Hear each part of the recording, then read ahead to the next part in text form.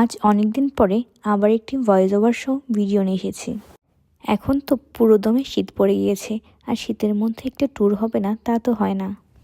দিনের শুরুটা হয়েছিল অন্যান্য দিনের মতোই, সেই সেম রুটিন মেনটেন করে আমি গিয়েছিলাম অফিসে। তারপর স্টোর ডিপার্টমেন্টের বিভিন্ন জিনিস বুঝে লাঞ্চ টাইমের পর ছুটি নিয়ে চলে গিয়েছি গাউসিয়াতে, আর সেখান থেকেই দিদিরা বাসে করে চলে এসেছে গাউসিয়াতে। বাসে উঠেই দেখি হ্যাপিদি আর তিথি আর আমাদের সবার ছোট ভাই দুর্জয় ঘুমাচ্ছে। বেলা প্রায় 2টা বাজে, আর আমার এমন ক্ষুধা পেয়েছে আমি কারো ওয়েট না করে একা একাই প্রসাদ পেতে শুরু করেছি। আর হ্যাপিদি নিজের হাতে রান্না করে নিয়ে এসেছে আমাদের সবার জন্য নুডলস। নরসিংদী থেকে দিদি ফুল ফ্যামিলি নিয়ে বাসে উঠেছে। বাস যখন মাঝ রাস্তায় ব্রেক দেয় তখন তারা আবার খাওয়া দাওয়া শুরু করে। আমরা সব মিলিয়ে 8 জন যাচ্ছিলাম। ও আচ্ছা, আমি তো বলতেই ভুলে গিয়েছি আমরা কোথায় যাচ্ছি। আমরা সবাই মিলে যাচ্ছি হবিগঞ্জে। ওই যে বললাম আমি তো সবার আগে খেয়ে ফেলেছি, এদিকে দিদিরা পরে আসাতে দিদি আমাকে নিজের হাতে খাইয়ে দিচ্ছে।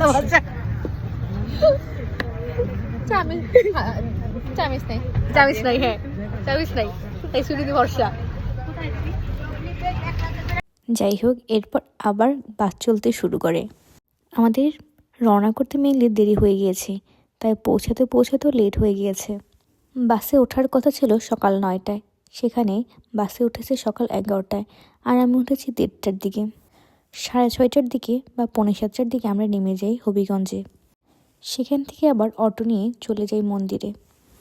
হবিগঞ্জ শহর থেকে মোটামুটি 20 মিনিটের মধ্যে আমরা পৌঁছে গিয়েছি মন্দিরে। মন্দিরে পৌঁছেই আমরা সবার আগে চলে গেছি ভগবান দর্শন করতে। সেখানে তখনও সন্ধ্যা আরতি চলছিল। আমরা লাস্ট মোমেন্টে গিয়ে সন্ধ্যা আরতি দর্শন পাই, আর তখন ভক্তরা অনেক নৃত্য কীর্তন করছিল, তাই আমরা এতটা টায়ার্ড হয়ে যাওয়ার পরে সবাই মিলে নৃত্য কীর্তন শুরু করি।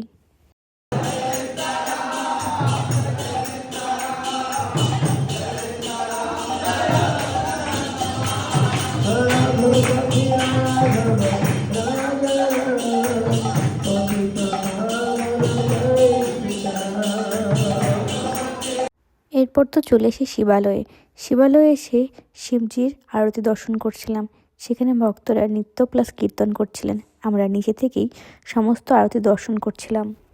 যদিও দোকানের নেম প্লেটে নৃসিংহ ভোজনালয় লেখা, এটা কিন্তু ভোজনালয় না, এখানে রয়েছে সমস্ত ধরনের নিত্য প্রয়োজনীয় ভগবানের জিনিস। এরপর চলে যাই অরিজিনাল নৃসিংহ ভোজনালয়ে, যেখানে শুকনো প্রসাদ বিক্রি হচ্ছিল, কিন্তু আমরা এতটা টায়ার্ড ছিলাম যে ভাজা পোড়া কিছু না খেয়ে অন্ন খেতে ইচ্ছে করছিল, তাই সেখান থেকে রুমে ব্যাক করি। হ্যাপিদি নিজের হাতে সবাইকে প্রসাদ সার্ভিস করছিলেন। আমাদের তিথি মহারানীর এতটাই ক্ষুধা লেগেছে, সে কারোর জন্য ওয়েট না করে প্রসাদ পাওয়া শুরু করে দিয়েছে। কেমন লাগছে দাদা?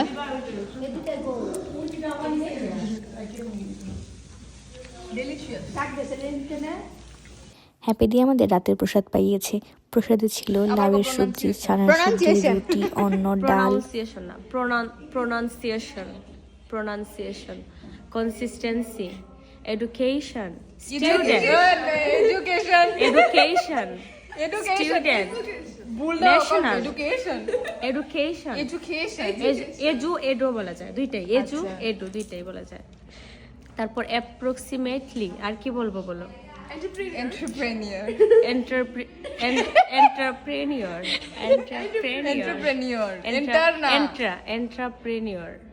তারপর কি বলবো? কার্জন হল।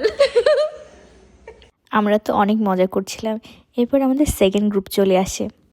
তাদের ট্রেন 2 ঘন্টা লেট করায় আস্তে আস্তে প্রায় রাত 10টা বেজে গিয়েছে।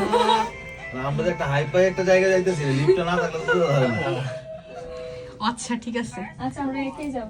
পার্থদা আমাকে গাইডলাইন দিচ্ছিলেন কিভাবে কোথায় কি ভিডিও করব। এমনকি দাদা নিজেও অনেক ভিডিও করে দিয়েছে আমার ব্লগের জন্য। থ্যাংক ইউ দাদা। এইবার আসি পরের দিন ভোরের ভিডিওতে। পরের দিন সকালে মঙ্গল আরতি করে আমরা সবাই চলে যাই নতুন মন্দির দর্শন করতে। তখনও কিন্তু সেখানে ভালোভাবে শীতটা পড়েনি।